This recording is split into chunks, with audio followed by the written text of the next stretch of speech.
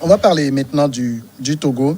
On va parler de la flambée des prix des produits en lien avec la crise sanitaire. Qu'est-ce qu'il faut faire? Quand on regarde un peu sur le marché, je sais que tous ceux qui sont sur ce plateau, bien évidemment, c'est des hommes, mais qui donnent de l'argent pour qu'on aille au marché. Eh bien, le prix de l'œuf, par exemple, est à 125 ou 150 francs par endroit, alors qu'il était, il y a seulement quelques mois, à 75 francs. Le lait, une boîte de lait, vous l'achetez maintenant à 1200 contre 1000 francs il y a juste quelques semaines. Le maïs, le bol de maïs, est à 750 francs, voire 800 francs par endroit. Vous avez 1 litre d'huile qu'on vend maintenant à 1100 francs ou 1200, alors qu'il était à 600, 650, 700 francs il y a seulement quelques semaines. Le sac de sucre est à 18 000 francs. La tomate, le savon, bref, tout a flambé. Mais sans Fioclou, est-ce que votre poche l'a constaté? Ma femme fait l'alimentation générale. À chaque fois, quand elle revient du marché, elle dit: oh papa, l'huile, le bidon d'huile que j'achetais à 15 000, aujourd'hui c'est 19 000. Oui. La boisson tamarin, 12 à 2200, mais aujourd'hui c'est 2800. Et quand tu donnes l'argent, le papa dit non, ça ne suffit pas, il faut ajouter. Ce qui veut dire que le débat que nous allons faire tout à l'heure, personne ne peut dire que c'est un faux débat. C'est réel. Il y a eu une flambée de prix par rapport aux situations antérieures. Moi, j'ai approché des transitaires et de gros commerçants qui m'ont dit que les bateaux qui font venir les marchandises ont un coût, qu'il y a du surestarie qu'on met sur les prix, ce qui veut dire qu'à l'arrivée, quand tu dédouanes, tu dois avoir aussi à récupérer. Parce que si tu as fait une commande à 150 francs et que quand tu fais toutes tes dépenses pour vendre ce produit, ça revient à 200 francs, tu ne peux plus vendre ça à 200 francs. Il faut que tu vendes ça à 225, à 250 pour avoir le coût, pour pouvoir faire une deuxième commande. Que c'est le coût du transport qui fait que les choses coûtent cher. Bon, j'ai dit, cette réponse est acceptable, mais les moyens pour subvenir chaque fois aux besoins, c'est difficile. Et c'est pourquoi, pour les boîtes de tomates, les gens n'achètent plus les boîtes de tomates, ils achètent les tomates en sachet. En sachet, oui. Et les laits en sachet, 50 francs, 75 francs, au lieu d'acheter les boîtes à 250 francs et à 60 francs. Ce qui veut dire que la crise sanitaire nous pousse vers l'asphyxie financière. Ça, il faut le reconnaître. Même constat de flambée des prix? Oui, je vais malheureusement donner la citation d'un chanteur ivoirien. Fada dit que je ne suis pas là pour un règlement de compte quelconque, que ceux qui se sentiront nerveux, morveux, me pardonnent.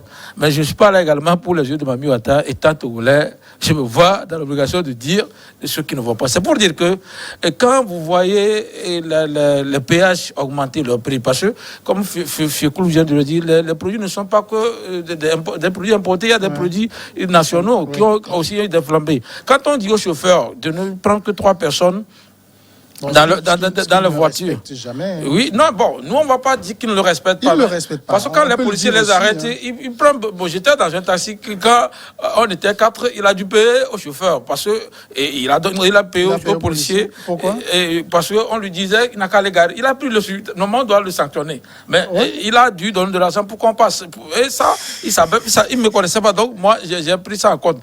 Et c'est ce que je dis. Quand le chauffeur là, a pris 3 personnes et que la dame là, qui prend le taxi pour son produit a payé plus que ce qu'elle ne devait payer. Et quand, finalement, elle voit que pour dégager une économie, une dépense, une marge elle est obligée d'augmenter le prix. Vous voyez que je me rappelle quand on était au groupe, mais on nous dit que l'économie, je pense que c'est dépense, plus de ventes, moins de dépenses. Donc quand elle voit que ce qu'elle a dépensé, voilà, elle est obligée d'augmenter. Donc, ce n'est que l'État qui est le problème de ce genre de choses. Parce que tout a pris de prix. Eux, ils ne vont pas nous faire faveur pour vendre dans la perte. Maintenant, c'est là où je ne comprends pas ATC et LCT. Je ne les comprends pas. Ces associations tirent sur la sonnette d'alarme. Non, ils tirent sur la sonnette d'alarme quand le gouvernement donne cette taxe-là. Ça veut dire que normalement, ils doivent aller en négociation avec le gouvernement sur ces gens de pouvoir. Quand on fait ça va agir. Est-ce qu'elles sont, il faut voir si elles sont associées. Hein, non, comment elles doivent être associées si les syndicats demandent au gouvernement de leur construire des sièges? C'est ça le problème. Moi, j'étais là quand ils demandaient qu'on a qu'à leur trouver un siège. Alors que quand vous êtes dans un syndicat, il y a des cotisations que vous devez faire. Ils sont plutôt à l'aise quand il s'agit des élections pour dire des choses. C'est pourquoi je dis que moi, je me rappelle, quelqu'un m'avait appelé sur, comment on appelle, Gozem avait augmenté 1 franc ou 5 francs. On a interpellé, mais ils n'ont rien dit. Moi, je savais pas, quelqu'un a fait les calculs, Gozem a augmenté 5 francs, et la personne a fait un calcul, il m'envoie. Et j'ai dit, vraiment, ils ont augmenté. Personne ne savait qu'on avait augmenté, mais quand on leur a envoyé, ils n'ont pas donné suite à cela. Donc c'est anormal. Donc, vous voyez, les femmes là n'ont pas droit d'augmenter ces gens de prix, mais bizarrement, ce sont les femmes de ces cadres qui sont des grossistes également au marché. Vous pensez qu'ils vont accepter que les femmes perdent? Non, mais je pense qu'il y a une politique de l'État, et c'est ça doit être le ministère de l'Agriculture. Quand les prix des denrées vont augmenter, l'État devait débloquer, ou le ministère devait débloquer une caisse noire ou caisse rouge pour injecter dans le marché pour que les choses là diminuent. Et on a qu'à essayer de diminuer les taxes pour que les femmes là puissent aussi vendre. Vous touchez aussi un point important. Moi, je me rappelle très bien, quand on parlait, il y a quelques mois, je ne sais pas si le débat tournait autour de pénurie de certains produits. Il y a un ministre qui disait que le Togo est excédentaire et qu'il ne comprend pas pourquoi les Togolais ne mangent pas à leur faim. Le Togo est excédentaire. Si on prend le maïs, quand j'achète le maïs aujourd'hui à 750 francs, à 800 francs, est-ce que ça se comprend? Ça n'a pas besoin de bateau pour arriver. C'est des productions locales. Est-ce que ça se comprend? Oui, je crois que ça, cette affirmation, elle est pertinente parce que effectivement, il peut y avoir des problèmes de voie de communication qui puissent convoyer les produits de l'intérieur des fermes dans les grandes villes. Oui. Il y a aussi, il peut y avoir aussi des questions climatiques qui peuvent jouer à l'encontre de l'abondance ou de la rareté des produits vivriers, parce que nous consommons plus le maïs, le riz et en plus le sorgho et le mil, tout ça. Alors maintenant, dans un cadre global, il peut y avoir 3 origines à cette rareté ou à cette flambée des prix. D'abord, au plan mondial, il y a la loi là qu'on appelle la loi de l'offre et de la demande. Oui. Et quand naturellement l'offre diminue, la demande augmente. Ce qui fait que les prix aussi flambent au même moment. Alors, lié au Covid, ça se comprend parce qu'il y a certains bateaux qui ne viennent plus. Et quand les bateaux ne viennent plus, les rares bateaux qui viennent, ils sont obligés de monter l'enchère pour les importateurs qui sont ici à l'interne. Alors les importateurs qui sont ici à l'interne, déjà vu leur montant augmenter pour l'importation, arrivé au port tenant de Lomé, il y a une action du gouvernement qui ne réduit pas les taxes. Les taxes sont les mêmes. Que voulez-vous que les importateurs fassent? Ils sont obligés d'augmenter leurs produits pour pouvoir récupérer leur investissement. Ça, c'est le premier volet. Le deuxième volet, je parle de 3 origines. La deuxième origine, c'est les spéculations et le surenchère des commerçants ici, qu'ils soient au niveau de l'importation, qu'ils soient au niveau de la production locale vendue sur le terrain. Alors, la surenchère, c'est que les gens achètent par exemple du maïs auprès du producteur local, et ils sont nombreux, ils emmagasinent, ils mettent des produits qui est là pendant au moins 1 an, 2 ans, en attendant de voir si le produit devient rare. Il les jette sur le marché, et compte 500 francs, on les vend à 800 francs. Ça aussi, ce sont des spéculations et la surenchère qui fait monter le prix. Alors, et c'est des choses qui se font entre eux-mêmes. Hein. Ça s'échange entre eux, entre les grossistes et les détaillants. Maintenant, le troisième volet, c'est, je crois, l'inaction même du gouvernement. C'est-à-dire l'inaction du gouvernement par rapport à une subvention de façon générale à ces produits-là, et surtout au contrôle des terrains qu'il faut faire sur le marché pour pouvoir stopper certains véreux qui profitent de cette situation. Parce que beaucoup profitent de l'anarchie, beaucoup profitent du flou pour pouvoir gagner leur part. Je parlais à l'instant des gens qui spéculent, je parlais à l'instant des gens qui font de la surenchère. L'huile qui doit naturellement coûter au plan national 800 francs, certains se cachent dans un coin et augmentent au niveau grossiste peut-être à 1200 francs. 400 francs de différence, c'est beaucoup pour le consommateur, le dernier consommateur. Donc je me dis que c'est vrai, il y a un problème de Covid, qui crée la zizanie telle que je l'ai expliqué au niveau de la demande et de l'offre. Mais aussi, il y a une question de paupérisation même, une question de transport de ces produits-là. Il y a aussi l'autre problème, le problème de sécurité. C'est-à-dire, problème de sécurité ou de convoiement. Parce qu'il y a des policiers, des fois, qui aussi gèrent les taximens, les busmen. Il faut toujours trouver quelque chose à ces militaires, à ces policiers-là. Les taximens sont obligés d'augmenter les frais. Ce qui fait que les commerçants locaux sont obligés d'augmenter le prix. Mais la majeure partie de ce problème-là vient de ces spéculateurs, ces spéculateurs et de ces ceux-là qui font de la surenchère pour juste gagner du profit maximum, faire du profit. Nous devons remarquer aussi que les produits oubliés viennent de l'intérieur du pays et que c'est transporté par des camions, et à l'intérieur, comme à Lomé, les prix des transports des quartiers vers Asigame ont augmenté parce que il est dit qu'il faut un devant avec le chauffeur et deux derrière. Oui. Mais quand tu prends le taxi, tu payes pour le 5e qui n'est pas là, pour le 4e qui n'est pas là. Ça, c'est encore autre chose. Ici, je lance un appel au gouvernement pour que le ministère du Commerce, son département de contrôle prix, ponde un communiqué pour régulariser les histoires des prix élevés. Et pour la deuxième solution, ce serait l'ANSAT du colonel Agadazi qui doit mettre sur le marché les produits, le maïs en stockage. Puisque en temps, quand Covid avait commencé, il y a l'ANSAT qui avait mis sur le marché de riz aux populations vulnérables et le sachet et le sac de 15 ou bien 20 kilos. Même pas les mairies ou dans les mairies à 10 000 francs pour pouvoir soulager les populations vulnérables. Il faut qu'on revienne à ce stade au niveau du riz et au niveau du maïs pour soulager un peu la population. Parce que la flambée de prix, ça, c'est un constat, tout le monde le sait, tous les ménages sont concernés. Alors, vous voyez, Samuel, il y a aussi les mairies qui surtassent les bonnes femmes, les bonnes dames là. C'est-à-dire que quand vous... Surtaxe. Oui, la mairie vient collecter, Hôtel aussi vient collecter chez les mêmes dames. Donc, actuellement, la préfecture aussi vient. Oui, c'est quoi? Je ne comprends pas. Non, souvent, on a pris ça des maires de la police. C'est la mairie. Où on ramasse même les trucs de bouillie des dames là. Tout ça. Ce sont des choses qui ne sont pas très bien. Et c'est ça même qui crée ce genre de problème.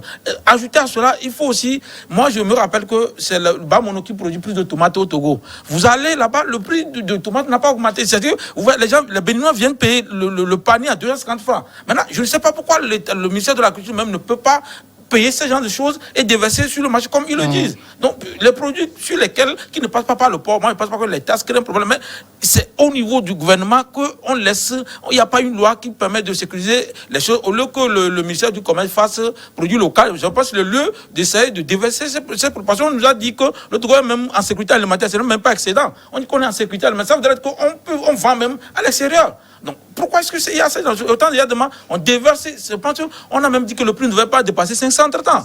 Donc, on n'a qu'à revenir sur ça. Donc, les mairies n'ont qu'à aller moule avec parce que le drame ici, c'est que si à l'heure actuelle, on a le maïs à 750, 800 francs, et que c'est maintenant les gens ont commencé par planter, parce qu'on a eu la première grande pluie hier qui permet aux gens de planter, c'est qu'on aura les premières récoltes dans 2-3 mois.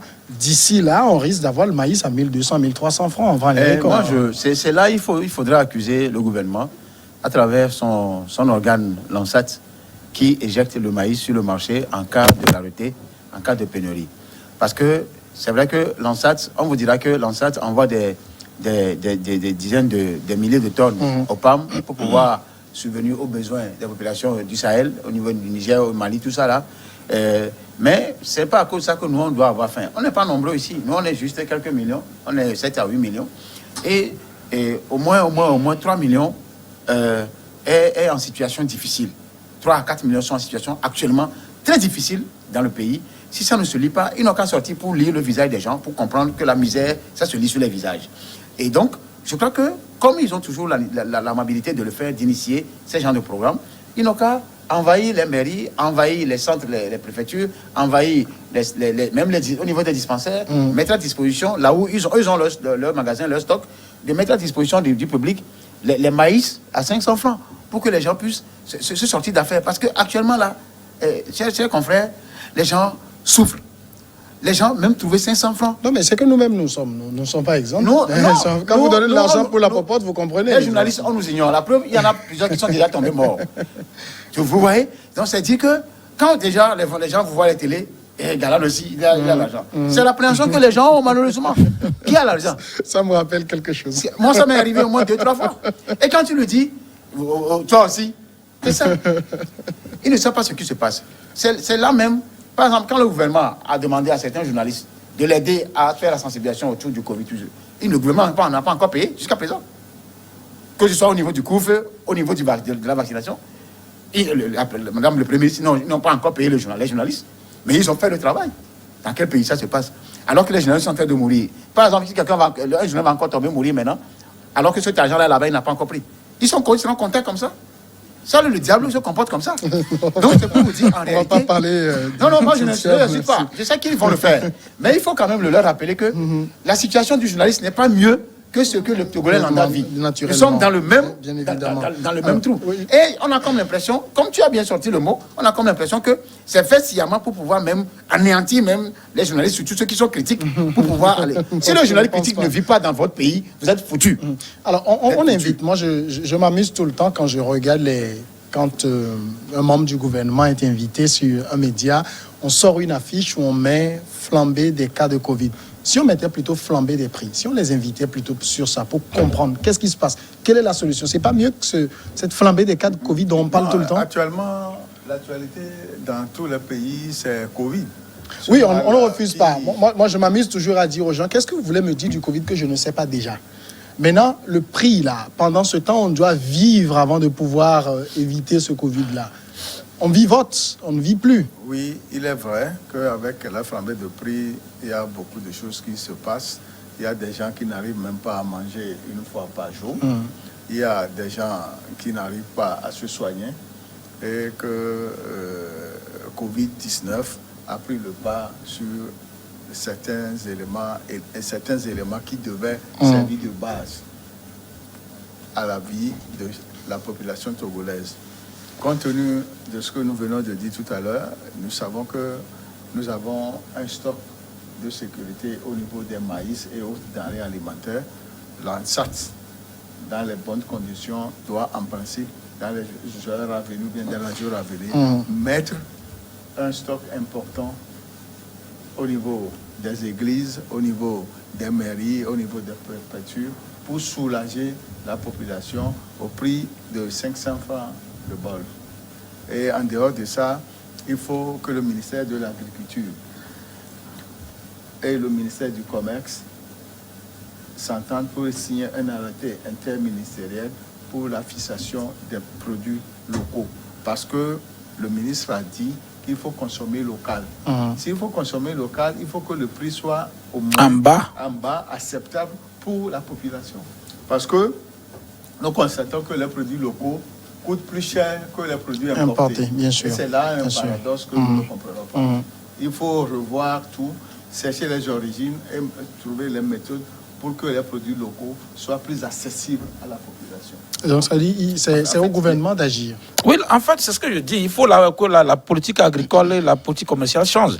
Quand vous êtes là, que vous fêtez la journée ou bien le mois de consommation, mais que vous ne voyez même pas ceux qui doivent consommer n'en consomment pas, et que vous ne voyez pas le mal au niveau de la population, c'est terrible. C'est ce qu'il a dit. Moi, des fois, j'ai même ri par rapport au mois de la consommation. Là, je me dis d'abord, on n'a pas défini qu'est-ce que la consommation locale, et puis on le fait. Et on ne nous a pas donné un nombre donné d'entrepreneurs qui ont fait des chiffres d'affaires. Moi, j'aurais préféré qu'on me donne 100 entrepreneurs que lui a vendu son produit à 3 millions. Mais on ne donne pas, on fait une fête grandiose et puis on appelle les journalistes et on fait des publicités et puis on dit que non, on a fait. Non, c'est pas comme ça. Il faudrait que le gouvernement arrive à créer une bonne santé alimentaire, parce qu'il y a quelque chose qu'on appelle dans le jargon agricole, il y a un désert alimentaire au Togo. C'est-à-dire que, à part Lomé qui engorge tout, je vous assure que même quand vous allez à Kpalimé, c'est difficile de trouver banane à Kpalimé qu'à Lomé. C'est-à-dire que tout se retrouve à Lomé, les gens même ne mangent plus bien. Donc c'est normal. Tout dernièrement, un reportage, un très bon reportage d'ailleurs produit par le correspondant de Zéphyr à Kara, à Kpalimé, où il y a un expatrié qui parlait dedans, qui dit mais comment Akpalimé produit des ananas et il n'a pas de jus d'ananas. Oui, c'est ce que... On a du café et il ne trouve pas du café à prendre. C'est ce que la réalité, ce que je vous dis. Vous voyez, les dames, les bonnes dames de Lomé qui sont immensément riches, ils achètent même jusqu'à acheter les plantations. C'est-à-dire que quand ça finit, tout vient à Lomé. C'est ce que moi, je me suis étonné même qu'on a créé jus jus délice à Thévier, à Batoupe, au lieu de le créer à Akpalimé. C'est bizarre. Quand on m'a dit que c'est les dames de Lomé, je vous dis qu'il y a des fois où les bananes sont à Lomé, il n'y a pas ça à Akpalimé. Bon, c'est désolant. Et c'est ce qu'il a dit. Il faudrait qu'on arrive. Vous voulez payer le jus que nos entrepreneurs locaux créent, c'est à 500, 700 $ allant. Alors que moi, je vois, il y a, la Coca-Cola à 350 ou 400. Je vais aller payer un jus à 700. C'est normal. Donc, il faudrait revoir ce genre de choses. Et je dis que je suis désolé que mon frère ait dit que on ne leur a pas payé jusqu'à maintenant. Donc, vous voyez, j'ai l'impression même que même le travail de journaliste est sous-côté à tel. C'est comme si ce sont des corollaires de choses. Il faudrait que le gouvernement prenne. Non, c'est pas que ça fout, c'est que qu'on nous excuse, c'est de la méchanceté pure. C'est que quand tu sais que lui, tu passes par lui pour faire ton boulot et que lui, tu dois le payer, c'est pas bien. Donc, le ministre de l'Agriculture et le ministre du Commerce, donc, parce que même quand il dit le prix, moi j'ai travaillé à Sigame pour un monsieur, quand les gens de hôtel, à ce moment, c'est comme si c'est pas hôtel, quand ils venaient, les sacs qui se vendaient à 30 000, à 30 000, 30 000, on change le prix, c'est 3 000, 3 000. Donc, quand hôtel vient vérifier, c'est les sacs de 3 000. Alors que c'est 30 000, on va laisser ça. Vous dire qu'il n'y a rien qui est vérifié. Oui, mais ça aussi, il faudra peut-être à un moment donné être plus intelligent. C'est-à-dire, quand vous allez sur le marché pour faire des enquêtes de prix, n'y allez pas avec votre titre. Oui, allez incognito. Oui, on les connaît. Non, il y a les gens qui les connaissent. Et eux-mêmes, ils vendent la mèche. Ils disent, c'est-à-dire qu'ils ont des frais. On dit, on vient chez vous. Et puis ça se fait. Le truc, c'est que quand la personne est à l'aise économiquement, pourquoi ne pas payer sa taxe? Donc, c'est pour dire que il ne faut pas trop. Là, vous avez dit quelque chose d'intéressant parce que c'est vrai qu'on parle de flamber des prix. Mais là où le pouvoir d'achat est véritablement en train d'être grugé, c'est que les salaires sont statiques. Oh, ça, c'est un autre pan même du problème. C'est-à-dire que les Togolais vivotent. Les Togolais n'ont jamais vécu. Quand vous allez en Côte d'Ivoire, au Gabon, les gens vivent en Côte d'Ivoire. Moi, j'ai rencontré un Ivoirien. Vous savez que, prenez 150 000, sortez, on va faire la vie ce soir. 3 personnes. 150 000, c'est le salaire de 3 personnes, oui. 2 personnes. Et je lui ai dit, 150 000 là. Je ne sais pas quel Togolais prendra si c'est un ministre ou quelqu'un qui est allé découvrir la clé d'Ali Baba, la caverne d'Ali Baba. Et elle a ri. Et donc, c'est dit que, d'abord, le Togolais est préoccupé par là où il va dormir d'abord. Son salaire, pour un cadre élevé, un haut cadre togolais, c'est peut-être à 300 000. Ouais. Les indemnités, tout ça, ça ira jusqu'à 400 quelque chose. Mais le salaire moyen, c'est 150, 200. Et si c'est 150, 200, les gens sont à 90 000, tout ça là. Jusqu'à quand son prêt va finir pour acheter d'abord le terrain, ça fait 10 ans. Et maintenant, vivoter jusqu'après 10 ans, refaire un autre prêt pour pouvoir construire, ne même pas arriver à faire le toit. Ça fait qu'on ne vit plus. Et les enfants, même qui vont à l'école, ils sentent ça. Le salaire, celui qui gagne 200 000 devait en principe, avec l'actuel niveau de vie, devait gagner 600 000 pour celui qui est à 200 000. Moi, je ne fais qu'imaginer. Et je me dis, pourquoi d'abord ne pas commencer par le SMIC, au moins à 50 000? Comme en même de 35 000, le SMIC était à combien? Déjà à 13 500, à 17 000 quelque chose, 21 000, et 35 000. Il faut amener le SMIC. Quand tu prends 1000 francs maintenant, 1000 francs c'est comme 25 francs en 90. Il faut augmenter le SMIC à 50 000. Ça, c'est pas. Je vais revenir sur le cas des produits qui augmentent souvent dans les Akpalimé. Ça peut se comprendre. Hein. Je vais vous expliquer, vous allez comprendre. Il y a trop de pression sur ces produits-là, dans cette zone. Badou, Palimé, les zones fertiles, les zones où il y a plus de fruits, c'est parce que c'est une zone touristique. Quand vous allez là-bas, vous allez voir tellement d'expatriés qu'à cause des expatriés et des locaux même qui transportent ce prix à Lomé, les prix sont obligés d'augmenter. Non, il y a des gens d'Amou qui ont trouvé une politique. Il y a il y a un syndicat au niveau de la préfecture d'Amou. Quand vous venez, c'est eux qui achètent les paysans et vous vendent. Donc ça fait que le produit ne finit pas. Moi, j'ai apprécié même le préfet pour ça. C'est eux. Le prix là, c'est eux qui fixent. Vous venez de Lomé, on vend comme ça. Et les fermiers gagnent aussi. Il y a ça aussi comme ça. Si cette politique-là peut être tu peux devenir un cas d'école. Le cas, ce sera intéressant. C'est ça. Qu'est-ce qu'on fait finalement? Qui doit agir? Le gouvernement. Qu'est-ce qu'il faut faire? Parce que j'écoutais Madame le Premier ministre quand elle était au Parlement tout récemment pour demander la prorogation de l'état d'urgence. Quand la question lui a été posée, je me rappelle encore très bien sa réponse, c'est que nous allons descendre sur le marché et tout. Quand on va rester dans les nous allons au Togo, on sait que c'est au calendrier grec. Qu'est-ce que dans l'immédiat, qu'est-ce qu'il faut faire? C'est ce que nous avons dit tantôt. Il faut que le Premier ministre prenne la situation après le corps et surtout que nous avons des personnes vulnérables. Il faut nécessairement que le ministère de l'Agriculture et le ministère du Commerce jouent leur rôle.